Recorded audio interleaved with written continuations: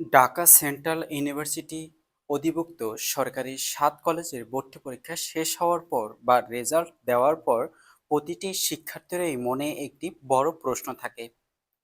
কোন সাবজেক্টটি আমার জন্য সেরা হবে?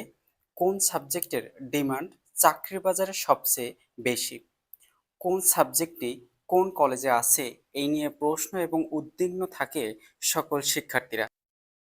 একটি ভুল সাবজেক্ট চয়েসের কারণে আপনারা পুরো ৪ বছরের পড়াশোনা এবং ভবিষ্যৎ ক্যারিয়ার বড় প্রভাব পড়তে পারে। তাই আজকের ভিডিওতে আমরা ৭ কলেজের টপ ডিমান্ডিং সাবজেক্ট যেগুলোর ক্যারিয়ার এবং সাবজেক্টগুলো কোন কোন কলেজে আছে তা নিয়ে বিস্তারিত আলোচনা করব। যারা ৭ কলেজে ভর্তি হতে যাচ্ছেন, আজকের ভিডিওটি তাদের জন্য লাইফ সেভিং একটি গাইডলাইন হতে যাচ্ছে। তাই একটু না টেনে শেষ পর্যন্ত আমাদের সাথেই থাকুন।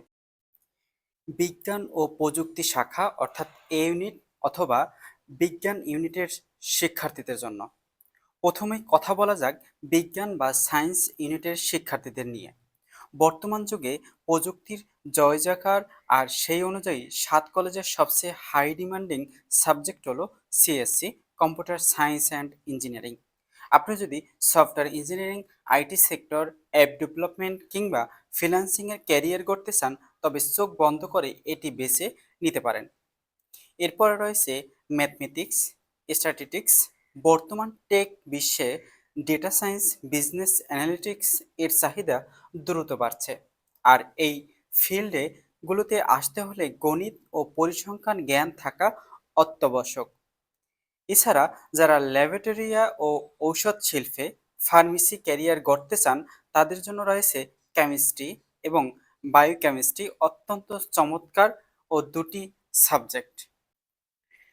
এরপরে রয়েছে ব্যবসা শিক্ষা অনুষদ অর্থাৎ সি ইউনিট।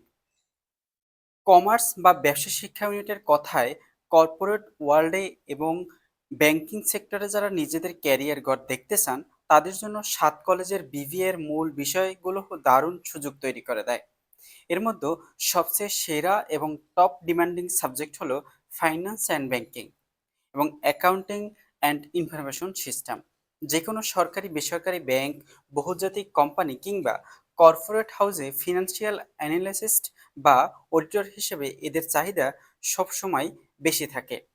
এছাড়া আপনার যদি মানুষের সাথে যোগাযোগ করার ক্ষমতা ভালো থাকে এবং ক্রিয়েটিভ হন, তবে মার্কেটিং, ম্যানেজমেন্ট সাবজেক্টগুলো বেছে নিতে পারেন।